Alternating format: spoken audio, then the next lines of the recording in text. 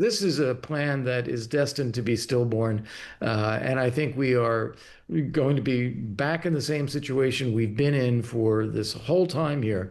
Putin does not want peace. He wants to make this war. And in order to convince him not to do that, you have to put on enough pressure that he has an incentive to stop it. This plan is just a distraction from that. Top US military officials are meeting Ukrainian leaders, including President Zelensky, today. This comes after the US and Russia drew up a peace plan together. The deal would require Ukraine to hand land to Moscow and more than halve its army. Now, in a moment, I'll talk to Kurt Volker, former US ambassador to NATO.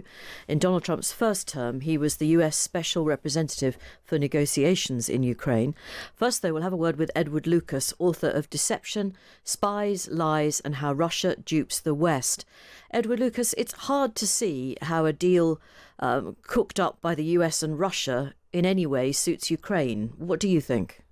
Well, it certainly doesn't suit Ukraine, and I think that as things stand, this deal has about as much chance of success as Northern Ireland winning the Men's World Cup, or possibly slightly less.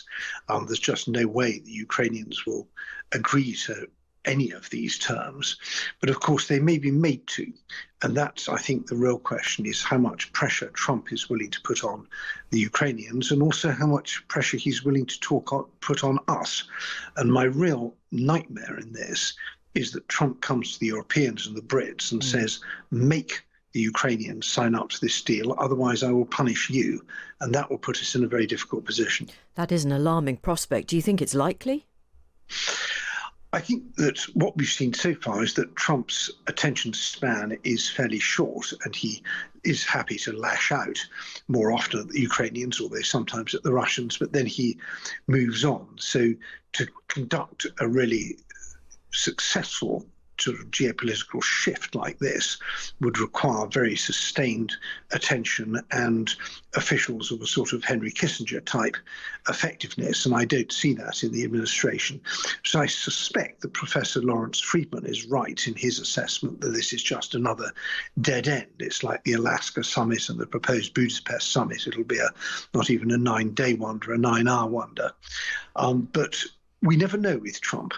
And I think that although he's got very little ability to follow through on positive international initiatives, he does have the ability to sabotage things and put pressure on people, as we've seen with the tariff war, for example. So if he said to the Europeans, make this happen, otherwise I'm pulling the Americans out of NATO, what would we do? What could we do? Well, rather like the man being asked for directions, who says, I wouldn't start from here.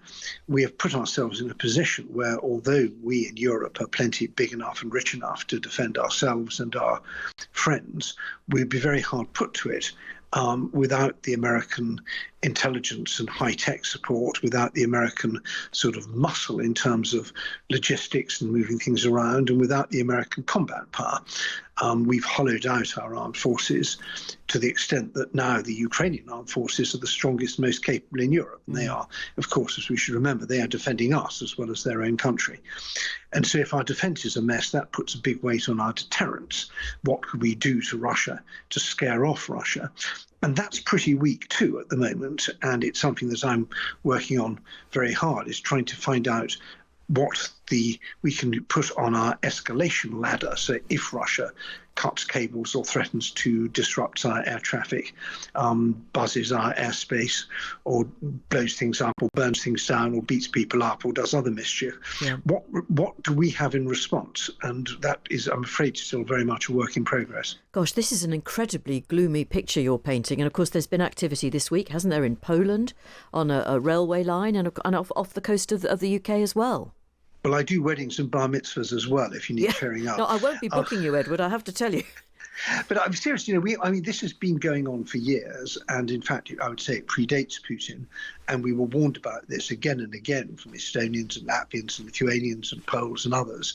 And for years, we poo-pooed these warnings and patronized and belittled the people who are trying to tell us that there's a real threat from an imperial Russia that can't live at peace with its neighbors and isn't happy with the post-1991 security order in Europe, wants a cordon sanitaire around it, and repression at home and aggression abroad.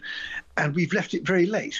Now, I still think there's plenty we can do, and I hope that we will do it. I was glad to see the House of Commons Defence Committee coming out with a blistering report on the lack of defence preparedness. But I'm afraid it will not just be expensive, it'll be inconvenient and quite risky.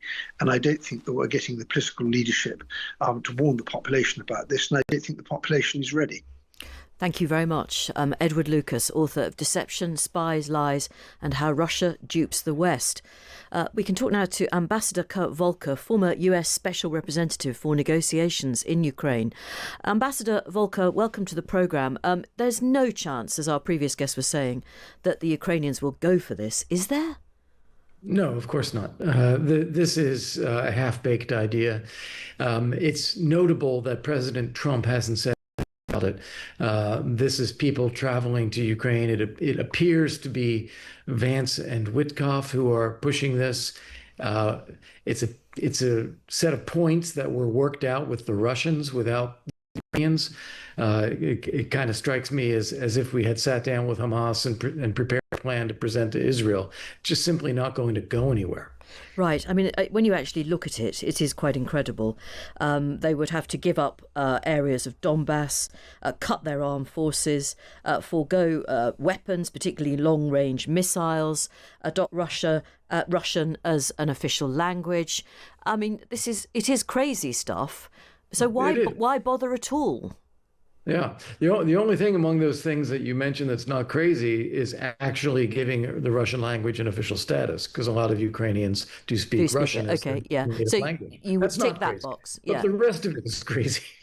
Right. The rest of it, I mean, there's no way they can do that. And it's inherently contradictory because on the one hand, they say they're providing a security guarantee to Ukraine in the future if they agree to these onerous terms. And yet they're stripping Ukraine any military capability, which is what a security guarantee would have to be based on, is training, equipping, and making sure that Ukraine can defend itself. And if it's simply a matter of relying on U.S. assurances that, we'll respond if Russia attacks again, well, what credibility is there in that? When we didn't do it with the Budapest Memorandum, we just stood by. And then we are actually telling Ukraine to give up territory that Russia doesn't even control in exchange for security. Well, how does that make any sense? So this is a plan that is destined to be stillborn, and I think we are going to be back in the same situation we've been in for this whole time here. Putin does not want peace. He wants to make this war. And in order to convince him not to do that, you have to put on enough pressure that he has an incentive to stop it. This plan is just a distraction from that. Okay. So once again, Trump and Witkoff have been well and truly played by a master manipulator. I would not put Trump in the same category this time because he has been remarkably silent. So he's allowing his team to go and say, you want to go give this a try? Give it a try. But he has clearly given himself the ability to walk away from this too. Okay. What do you make of Marco Rubio, the Secretary of State? There are suggestions that he isn't altogether keen on it. What do you think about that? Well, he would be crazy if he was keen on it because it is such a bad plan. Rubio, I think, sees himself as the expert and the grown-up in the room who can make sure the worst things don't happen. And so he's sticking around and, protecting some sense of normal national security policy for fear of worse things happening. But at the same time, by playing that role, by doing that, I think he has marginalized his own influence within the Trump administration. Right. So he's no longer a particularly significant figure? Well, I'm not sure that he ever was particularly significant. This is an administration of one person. That's Donald Trump. He is the one making the decisions, who is deciding what to do, what not to do. And I don't think Witkoff or Rubio or Keith Kellogg or Pete Hegseth or even J.D. Vance really has much input into Trump's decisions. Right. Keith Kellogg was viewed, I think, by many people as relatively pro Zelensky in Ukraine. He's the US Special Envoy, but he's leaving, isn't he? Yeah, he announced this week that he's going to be stepping down at the end of his mandate as a special representative. It's notable that he did that publicly this week at a time when this half-baked peace plan comes out. So clearly that seems to be an indication of some displeasure with that as well. I'm convinced that if Trump had wanted to keep Keith Kellogg on and use him as he could find a way around this special envoy 300 and some day deadline. But Kellogg, it seems, has decided not to even push for that. And what would you say, if anything, about the so-called coalition of the willing? Essential. It is an essential step. What I think will happen eventually with Ukraine, and unfortunately, this peace plan may have set us back a few months, but what will eventually happen is Putin will agree to stop the war in place. He'll just have a ceasefire because he will see a need to do that, as well as Ukraine seeing a need to do that. When that happens, we have to lay on support for Ukraine financially, militarily, politically, and notably create a stronger Ukraine so we can deter the next Russian attack. And a coalition of the willing deployment in Ukraine to help train and equip, monitor, assist with air defense, integrate systems. These are all things that will help make Ukraine stronger and contribute to that future deterrence, which is what we'll need. So it's fanciful to imagine a future in which British troops aren't on the ground in Ukraine?